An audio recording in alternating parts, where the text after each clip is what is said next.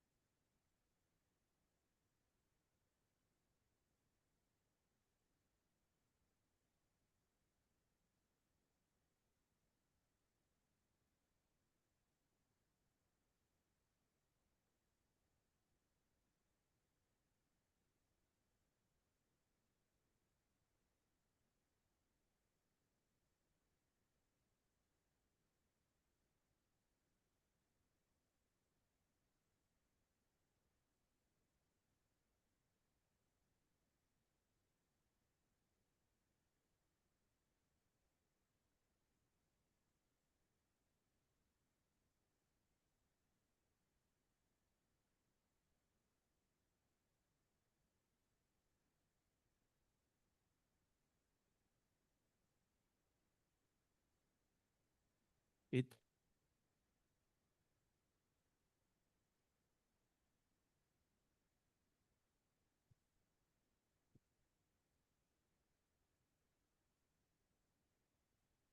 étant donné que c'est enregistré, nous allons essayer de faire de sorte que la vidéo soit disponible pour tous ceux qui ne sont pas là. Alors, je vais demander peut-être à notre frère Kerly de nous accompagner à la lecture, comme ça va me donner le temps de... Alors, nous allons lire le... viens ici, c'est mieux. On va le faire à deux. Oui, viens ici.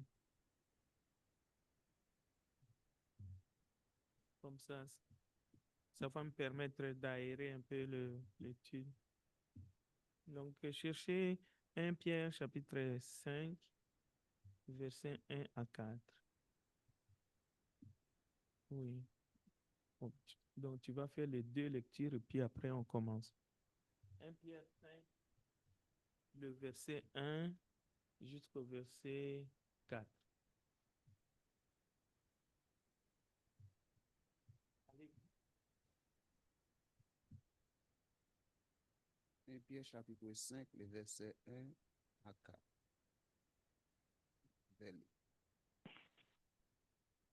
Voici les exhortations que j'adresse aux anciens qui sont parmi vous, excusez-moi.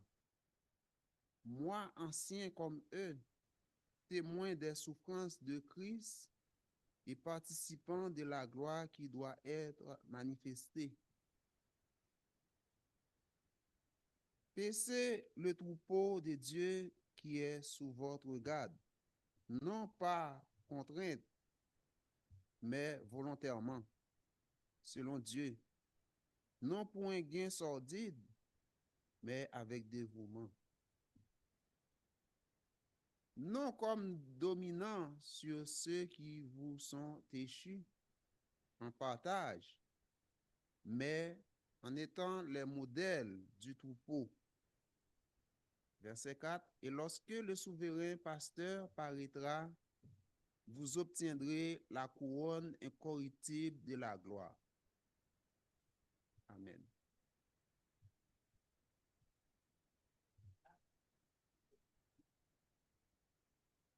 Nous allons lire Actes 20, 17 à 18.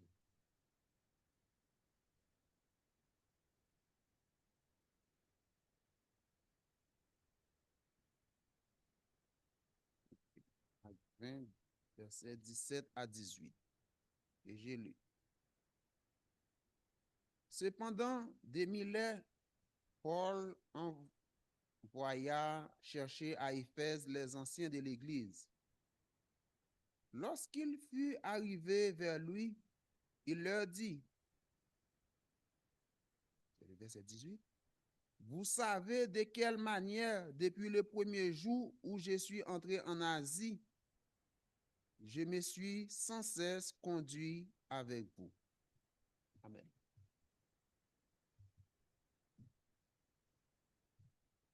Merci, Frère Kerli, pour la lecture de la parole.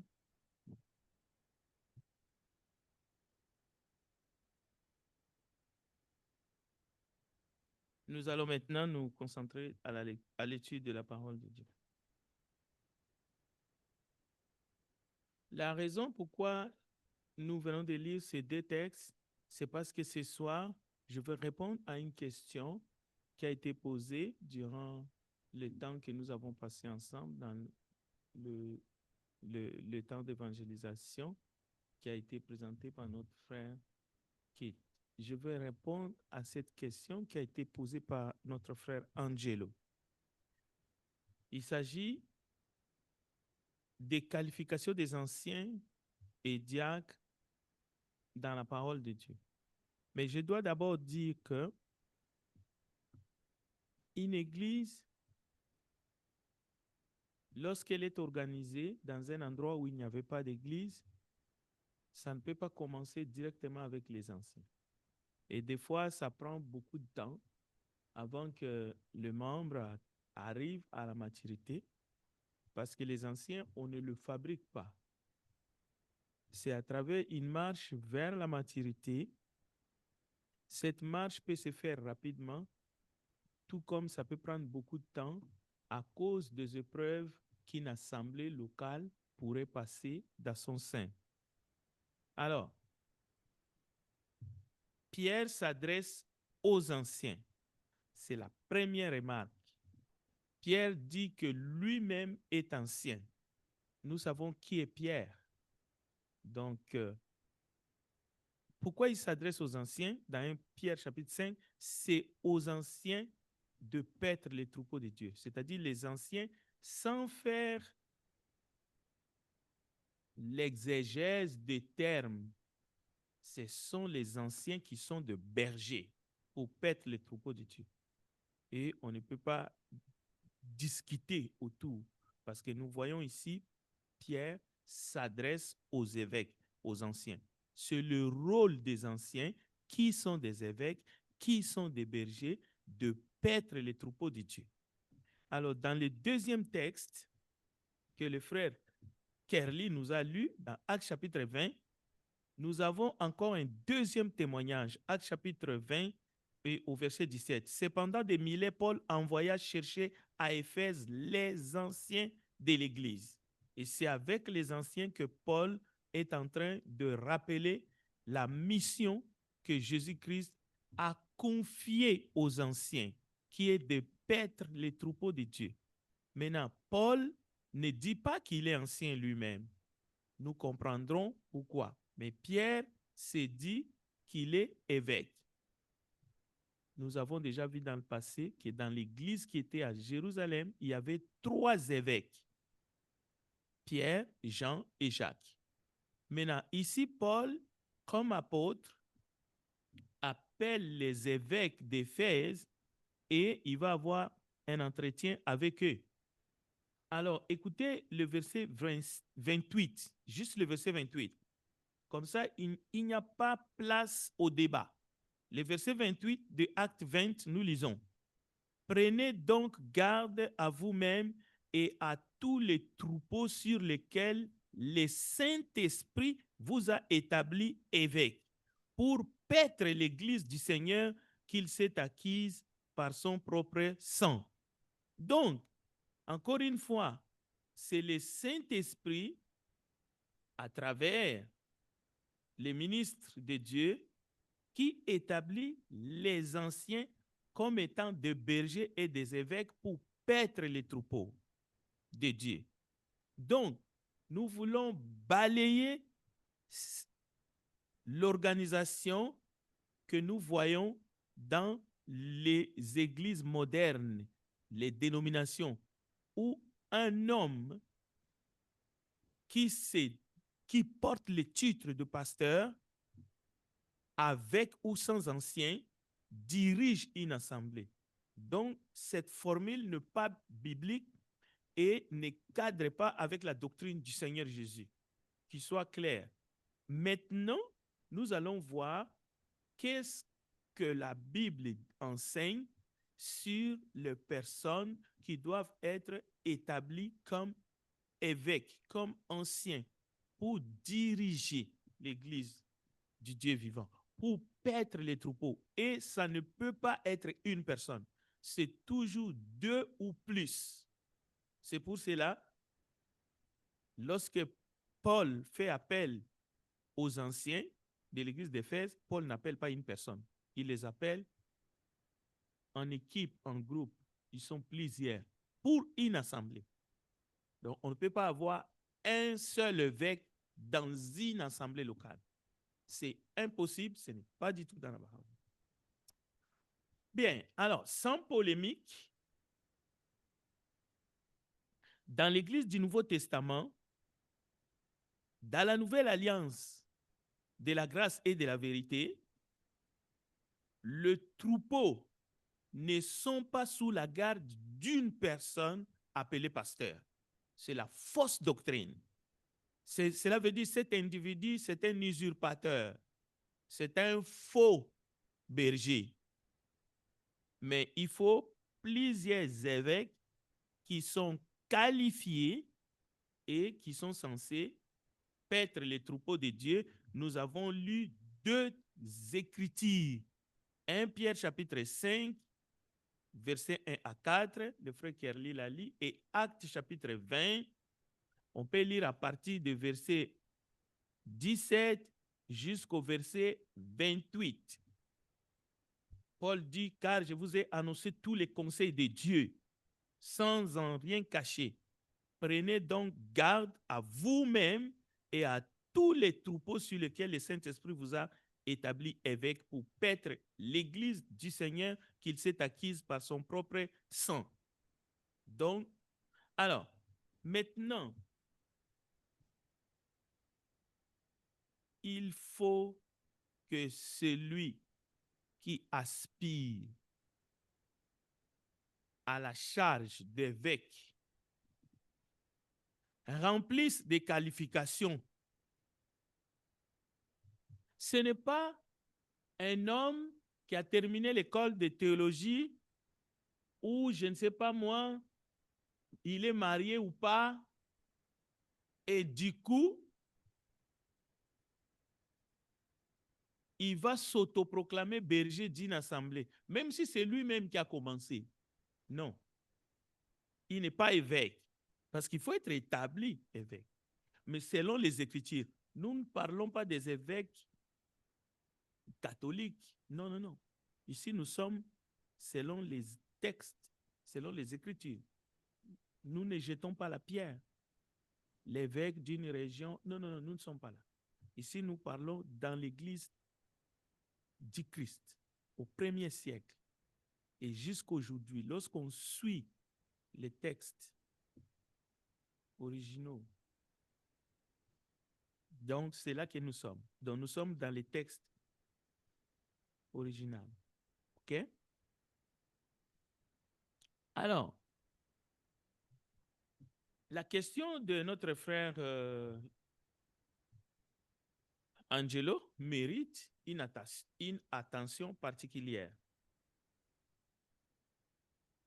Si quelqu'un aspire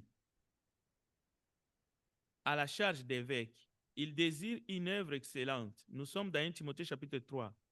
Et voici les qualifications qu'il doit remplir pour qu'il soit établi. Mais on ne va pas l'établir tout seul pour qu'il puisse servir tout seul. Non, ça n'existe pas. C'est-à-dire, il faut qu'il y ait plusieurs personnes. Il faut qu'il y ait plus que 2 personnes, ou 2 personnes ou plus. D'accord? Donc,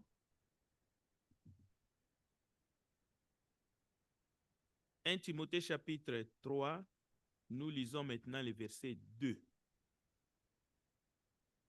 Irréprochable. Cela signifie que sa vie doit être sans... Il faut qu'il soit un modèle de piété. Nous avons vu sans reproche ne signifie pas sans péché. Il y a seulement une semaine. Ça signifie qu'on ne peut pas accuser facilement. Quelqu'un qui est un exemple de piété, un modèle pour les autres. Quelqu'un qui peut confesser ses péchés, reconnaître ses torts, s'il arrivait. Donc, irréprochable, c'est que c'est une vie exemplaire. Même Job qui était intègre, on a vu qu'à un moment donné, il a fait preuve de découragement, par exemple. Mari d'une seule femme fidèle. Mari d'une seule femme. Cela veut dire quelqu'un qui est fidèle à son épouse. Pas quelqu'un qui va dire à son épouse, j'ai besoin de prendre une deuxième. Parce qu'on a une grande maison. J'ai besoin d'avoir une grande famille. J'ai besoin d'une autre femme qui va t'aider dans la procréation ou bien dans le travail des champs. Non. Ce n'est pas quelqu'un qui va faire venir une autre femme en disant c'est sa cousine et puis parce que il y a des pays qui n'acceptent pas la polygamie et puis voilà, il est...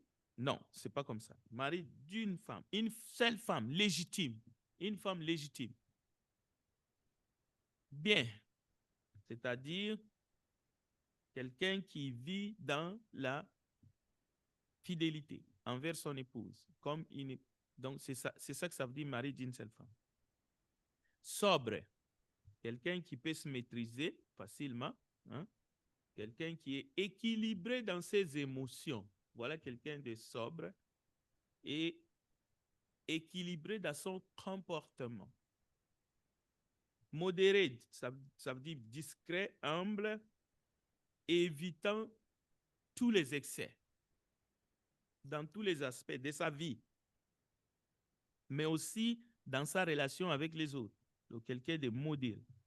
Alors, réglé dans sa conduite, cela veut dire quelqu'un qui est organisé, qui est discipliné et digne de respect. Quelqu'un qui est digne de respect, c'est quelqu'un si, par exemple, il avait un rendez-vous et qu'il arrivait en retard, il va s'excuser. On ne parle pas de quelqu'un qui est parfait ou bien quelqu'un qui est toujours, qui essaye d'être en bonne attente avec tous. Lorsque cela dépend de lui, ça ne veut pas dire quelqu'un qui sera aimé de tous. Il sera peut-être provoqué. Alors, capable d'enseigner. Non, d'abord, hospitalier. Hospitalier, ça signifie accueillant. Quelqu'un d'accueillant, quelqu'un qui peut recevoir les gens chez lui ou peut-être quelque part. Il ne s'agit pas seulement de recevoir les gens dans sa maison, mais on peut recevoir les gens dans son bureau, on peut recevoir des gens dans un café, ainsi de suite. Donc, quelqu'un d'hospitalier et quelqu'un qui peut rendre visite, par exemple, à des malades qui sont à l'hôpital. Ça, c'est de l'hospitalité aussi. Donc, en accueillant envers les autres, surtout les étrangers. Quelqu'un qui n'est pas patriotique dans le sens qu'il aime les gens de sa patrie, les étrangers, il se sent en danger. Donc, non. Ce n'est pas quelqu'un qui va penser que tout le monde sont hostiles contre lui. Non. Alors, capable d'enseigner, voyez, être capable d'enseigner ne signifie pas que soi-même, on amène des questions de nature à troubler l'ensemble. Parce que on ne peut pas enseigner si on n'est pas enseignable soi-même. Quelqu'un qui est capable d'enseigner, c'est quelqu'un qui est capable d'être enseigné aussi. C'est ça, quelqu'un qui peut devenir évêque. Si tu n'es pas enseignable, qui va t'écouter? Alors, pas donner au vin, on sait bien. On peut même pas, ici, on peut même passer seulement. Parce que le vin, c'est un des sujets de notre temps moderne. Et d'ailleurs, nous aurons un enseignement sur quel type de vin. Parce qu'il y a des assemblées aujourd'hui, même dans les repas du Seigneur, les gens pensent qu'on peut utiliser n'importe quel type de vin. Mais l'enseignement que nous aurons, quel type de vin, c'est par rapport au vin que Jésus avait multiplié les jours des noces à Cana. C'était quel type de vin? Il y en a qui pensent que c'est le type de vin qui est vendu dans nos supermarchés. Il suffit de demander les fabricants, ils vous diront, on n'a pas rempli de l'eau dans des vases pour avoir les vins qui sont dans nos étalages au supermarché. Mais il y a des gens qui pensent que Jésus a multiplié du vin, donc on peut prendre n'importe quel vin qu'on a acheté dans un magasin de boissons alcoolisées et on va célébrer la mort, l'ensevelissement de notre Seigneur Jésus jusqu'à ce qu'il vienne. Non, c'est la fausse doctrine. Donc, quel type de vin ça va venir? Alors, celui qui aspire à devenir évêque ne doit pas être adonné au vin, aux excès de vin. Voilà. Et ça peut aller jusqu'à l'alcoolisme et l'ivresse, quelqu'un qui a des problèmes avec l'alcool. Quelqu'un qui est presque alcoolique, c'est-à-dire que son sang réclame de l'alcool. Non. Alors, pas violent, hein, mais doux, paisible, non agressif, patient. Alors, quelqu'un qui n'est pas porté au gain honteux, intègre dans le plan des finances. Aujourd'hui, les problèmes des finances, c'est c'est un clou. Les finances, aujourd'hui, c'est l'être humain, quel qu'il soit, en face de finances, il devient faible. Pourquoi? À cause de l'intérêt. Mais ce n'est pas seulement les problèmes de finances. Il y a au moins 3 choses qui peuvent faire tomber un enfant de Dieu facilement. Nous sommes tous vulnérables. C'est les problèmes de l'orgueil, les problèmes de femmes et les finances. 3 tentations majeures. Et quand on dit l'orgueil, c'est la gloire du monde, la gloire des hommes aussi. Et les finances est inclus et les problèmes des femmes. Vous savez, une femme, quand on dit les problèmes des femmes, c'est-à-dire l'homme n'est pas capable de se contenter d'une seule femme. Comme nous venons de voir ici, que celui qui aspire doit être marié d'une seule femme. C'est-à-dire, si tu es un homme, tu dois te contenter d'une femme, une seule, une femme légitime dans ta vie. Et il faut maîtriser tes pulsions, justement, sexuelles. Alors, c'est aussi quelqu'un qui dirige bien sa maison, donc sa famille reflète ses capacités spirituelles, mais cela ne veut pas dire qu'il va soumettre sa famille par contrainte. Non. Ni l'homme ni la femme ne peut soumettre l'autre sur le plan spirituel par contrainte, ou par des stratégies, ou par manipulation. Non. On ne manipule pas même ses propres enfants. Non, non. Mais on enseigne en étant modèle, en étant un exemple. Bien. Pas un nouveau converti. Nous sommes dans les qualifications. Et les qualifications sont dans 1 Timothée chapitre 3 et titre. Pourquoi pas un nouveau converti? De peur qu'il soit enflé d'orgueil. Il faut aller vers la maturité avant d'aspirer de devenir un dirigeant, un évêque, avec les autres évêques pour diriger l'Église. Et aspirer ne signifie pas envier. Ça signifie faire un travail en soi, être disponible à servir dans l'Église de Dieu. Ce n'est pas s'imposer non plus. C'est important. Nous allons voir peut-être s'il y aura des questions. Il faut qu'il puisse avoir un bon témoignage de ceux du dehors. C'est-à-dire ceux qui ne sont pas membres de l'Église, il faut être capable d'avoir un bon témoignage de la part de ces gens. Donc, on ne peut pas mépriser ceux qui ne sont pas chrétiens. Souvent, nous pensons que, ouais, moi je suis un ancien ou je suis un bishop, je suis un prédicateur. Moi, c'est avec mes membres. Non, non, non. Quelqu'un qui veut devenir évêque doit avoir un bon témoignage des gens de l'extérieur. Cela veut dire que sa réputation dans la société doit être honorable.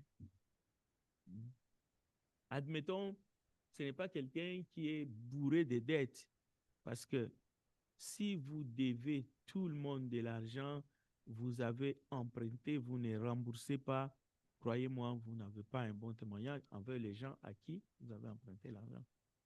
Que ce soit les gens du dehors, que ce soit des magasins.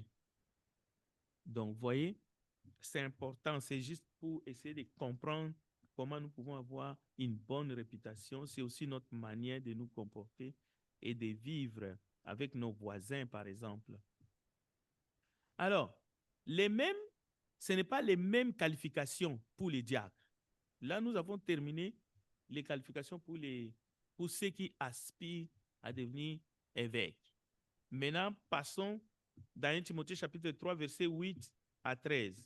Écoutez, très rapidement, 1 Timothée chapitre 3 et les versets 8 à 13. C'est seulement 5 versets, donc on va les lire rapidement.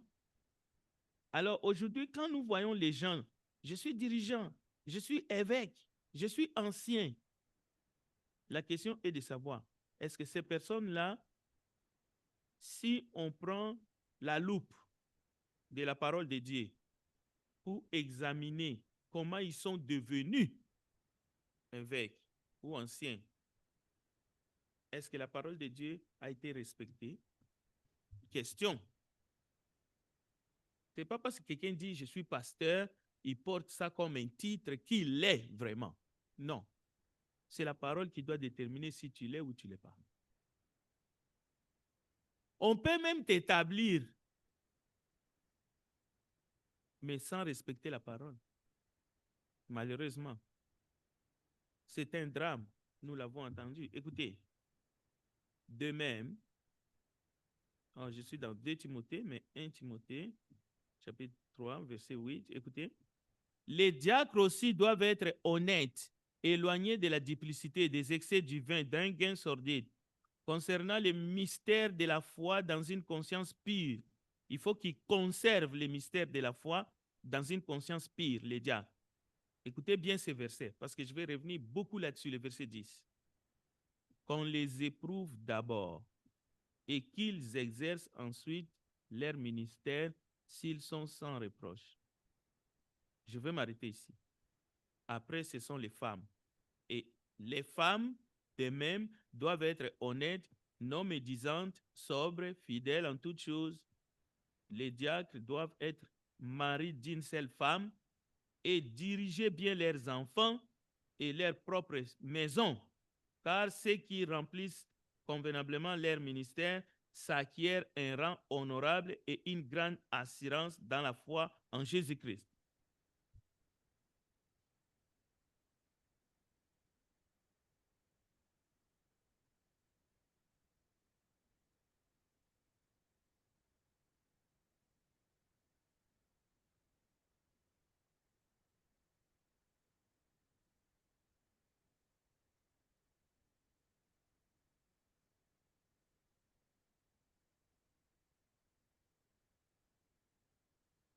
Donc, désolé. Alors, je reviens encore sur les qualifications de diacre. Digne de respect, respectable, sérieux dans leur comportement, éloigné de la duplicité, c'est ça l'honnêteté.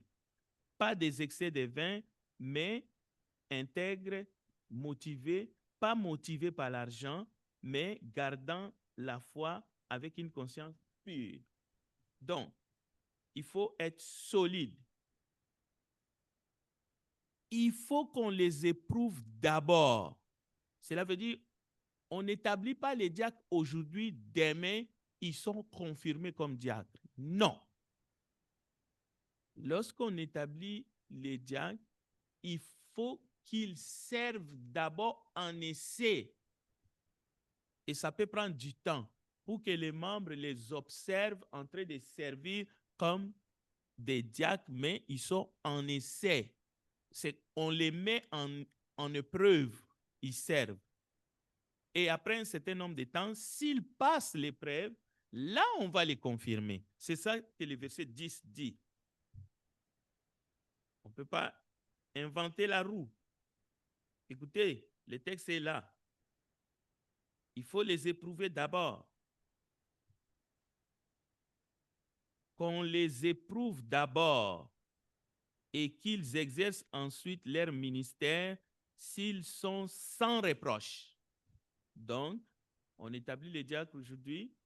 Nous sommes le 15 octobre 2025. On va les confirmer parmi ceux qui ont été établis. Ceux qui vont passer l'épreuve devant tous seront confirmés plus tard. C'est ce que l'apôtre recommande. Ici, ce sont des diacres qui vont servir dans l'Église. Il ne faut pas confondre. Il ne faut pas confondre les choses. Maintenant, pourquoi on parle des femmes? Est-ce qu'il s'agit des femmes diaconesses? Les femmes mentionnées au verset 11, écoutez bien, ça peut être des épouses des diacres, mais ça peut aussi être juste des servantes dans l'Église, mais en particulier de veuves, de jeunes femmes qui sont veuves ou des veuves qui ont dépassé 60 ans, mais qui doivent servir dans l'Église et aussi doivent avoir un bon comportement. Alors, je vous lis les textes. Il faut qu'elles soient dignes, sobres et fidèles. Parce que les femmes exercent leur ministère pas pendant le culte, mais dans l'assemblée. Alors, regardez avec moi 1 Timothée chapitre 5. Écoutez, 1 Timothée chapitre 5, nous allons lire le verset 14 et 16. Écoutez les textes. 1 Timothée 5, 14. Je veux donc que les jeunes femmes, les jeunes veuves, je veux donc que les jeunes se marient, qu'elles aient des enfants, les jeunes femmes veuves, qu'elles se marient après le décès de leur premier mari, qu'elles aient des enfants et qu'elles dirigent leur maison. J'ai bien lu qu'elles dirigent leur maison. Ce pas des femmes célibataires. Comment est-ce qu'elles vont faire des enfants si elles n'ont pas de mari? Donc, elles ont bel et bien des maris. D'abord, le texte dit qu'elles se marient, mais qu'elles aient des enfants. Voilà maintenant les textes que beaucoup de gens fuient par méchanceté, qu'elles dirigent, ça c'est le leadership, leur maison, qu'elles ne donnent pas à l'adversaire aucune occasion de médire. Il n'est pas question de diriger son mari ici. Parce qu'il y a des gens qui sont animés par la mauvaise foi. Même si le texte dit qu'elles dirigent leur maison, et ils lisent qu'elles dirigent leur mari. Maintenant, parce qu'ils sont en train de lire qu'elles dirigent leur mari, ils veulent cacher ces textes-là. Ils veulent dire aux gens, les femmes n'ont pas du tout de ministère, les femmes n'ont pas du tout de leadership. Non, les femmes doivent diriger leur maison. Leur maison ici n'inclut pas leur mari. Parce que nous tous, nous savons le rôle de l'homme dans la famille. Et la femme sait aussi sa place. Mais ça ne veut pas dire qu'elle n'a pas à exercer son leadership. Et on peut aller plus loin. On peut aller plus loin. Depuis l'ancienne alliance, il est écrit que la femme sage bâtit sa maison. Mais l'insensé la renverse. On ne peut pas bâtir sans leadership. On ne peut pas bâtir si on n'a pas des acuités nécessaires. Comme la femme des Proverbes, chapitre 30, je crois 33, qui a trouvé une femme vertueuse. Alors, tout ce que la femme vertueuse fait dans Proverbe, ça demande une organisation, un bon leadership dans la maison pour qu'elle puisse servir son mari, ses enfants, le voisin et tout le reste. Donc, il faut reconnaître ça. Alors, donc dans 1 Timothée chapitre 5, le verset 11, les femmes, il s'agit des femmes, des diacres, mais il s'agit aussi des femmes, comme nous venons de les lire dans la Bible, des jeunes femmes qui sont veuves ou des jeunes femmes qui ne sont pas mariées. Il faut qu'ils se marient, qu'ils fassent des enfants, qu'ils dirigent leur maison. Donc, il n'y a pas de débat possible. Elles doivent aussi être dignes, sobres et fidèles. D'ailleurs, nous sommes en train de lire ici des qualifications pour un bon leadership dans l'Église. Vous voyez, on vient de citer des évêques, 1 Timothée chapitre 3, mais on vient de parler des diacres dans 1 Timothée chapitre 3, verset 8 et suivant. Et nous venons de voir dans 1 Timothée chapitre 5, il est question des femmes. Maintenant, où est le problème? La culture du patriarcat qu'on a emprunté aux Juifs, qu'on a amené aux États-Unis, et que les gens veulent soumettre le monde avec une histoire de patriarcat, de la domination de l'homme par rapport à la femme, ça ne tient pas debout. Ce n'est pas biblique. Nous devons rester sur le texte.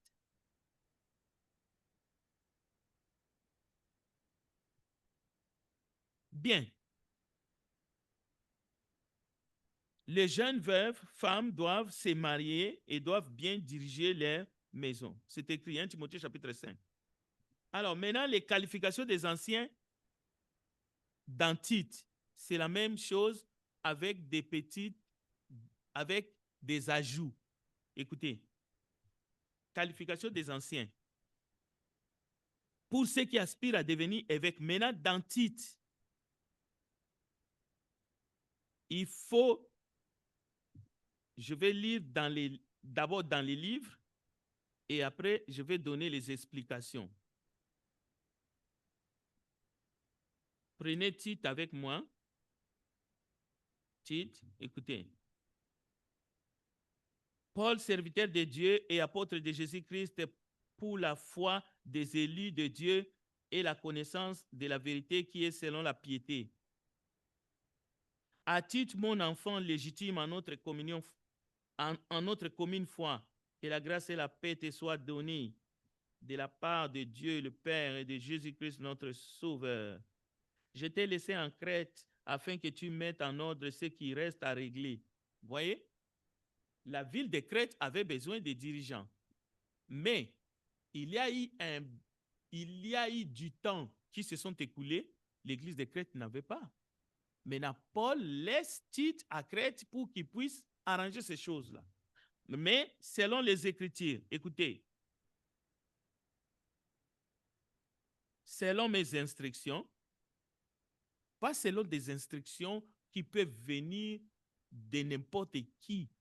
Et ce n'est pas n'importe quelle instruction. Nous sommes au verset 5. Selon mes instructions, tu établisses des anciens dans chaque ville. S'il s'y trouve quelque homme irréprochable, mari d'une seule femme, ayant des enfants fidèles, qui ne soit ni accusé de débauche ni rebelle, car il faut que l'évêque soit irréprochable comme économe de Dieu, économie, qu'il ne soit ni arrogant, ni colère, ni adonné au vin, ni violent, ni porté à un gain déshonnête, mais qu'il soit hospitalier, ami des gens de bien, modéré, juste, saint, tempérant. Mes amis, nous avons ici clairement un enseignement de l'apôtre que ceux qui aspirent à diriger l'Église, il faut qu'ils soient des modèles de foi, il faut qu'ils aient un caractère de service et dans leur vie personnelle, dans leur vie personnelle, privée et publique, il faut qu'ils soient des modèles, des exemples. Dans leur vie de piété, il faut qu'ils démontrent leur attachement à Dieu et au service. C'est pas, on ne peut pas aller à la contre de la parole de Dieu. Je veux vous dire, c'est facile de vouloir enseigner des choses qu'on n'a pas vécues soi-même.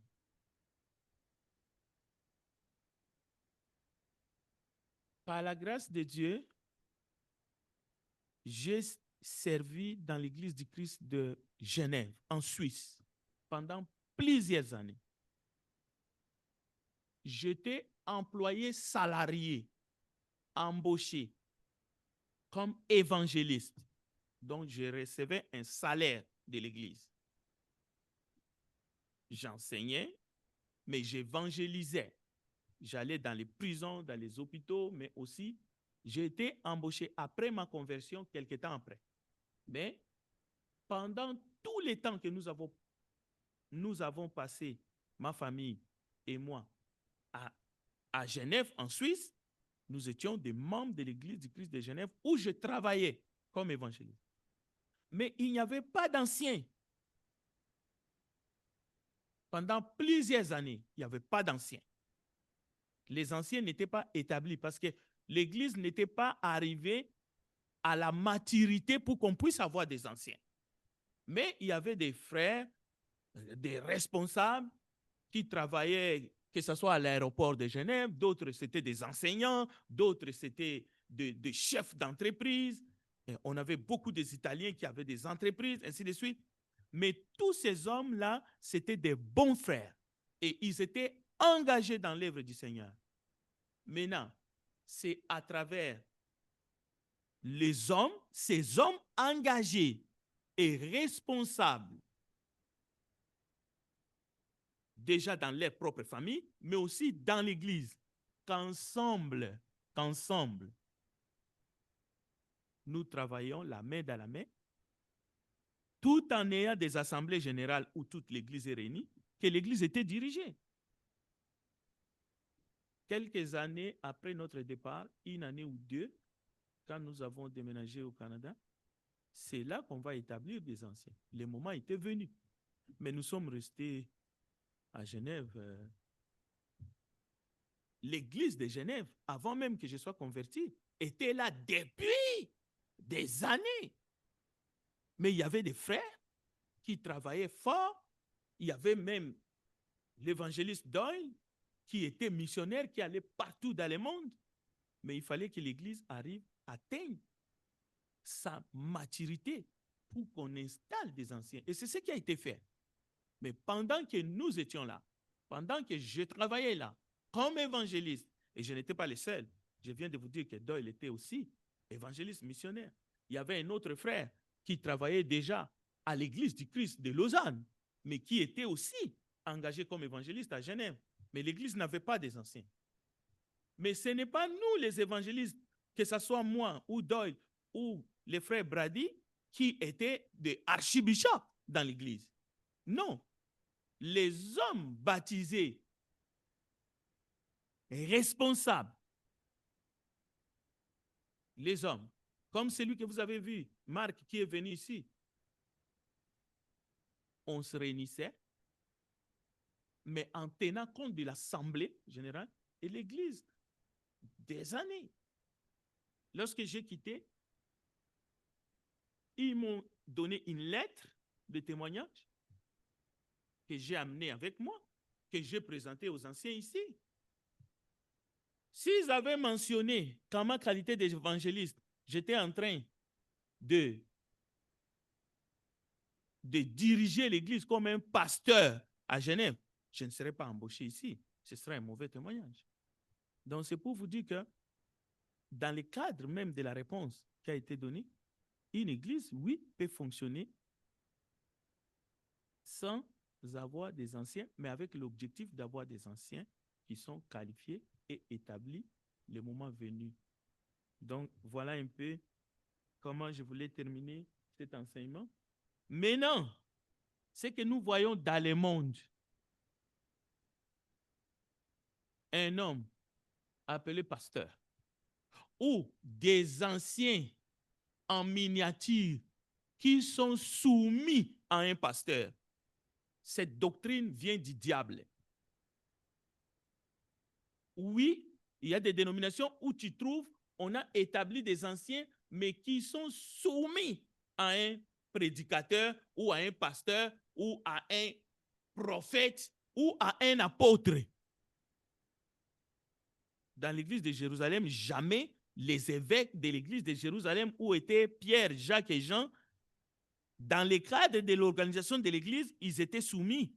C'est pour cela, lors de la première conférence à Jérusalem, c'est Pierre, Jacques et Jean qui ont dirigé cette réunion.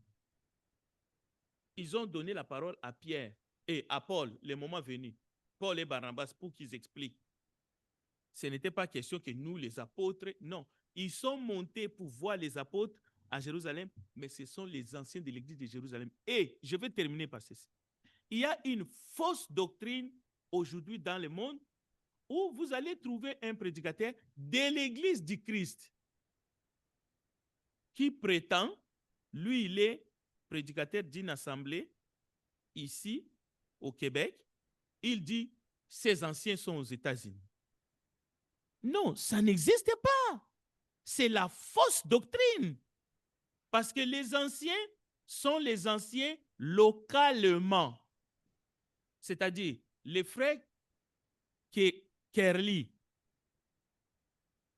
avec les dons qui est en lui, si Kerli, nous commençons une assemblée ici à Sainte-Thérèse. Et Kerli est dépêché là-bas comme prédicateur.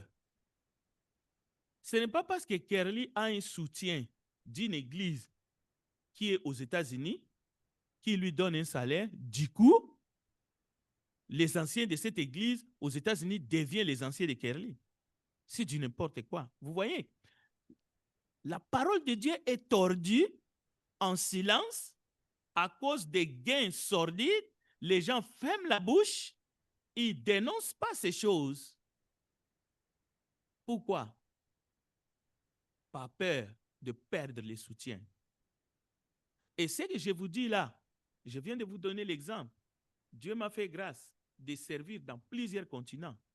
Oui, j'ai été au service, soumis. Je peux vous donner des exemples concrets.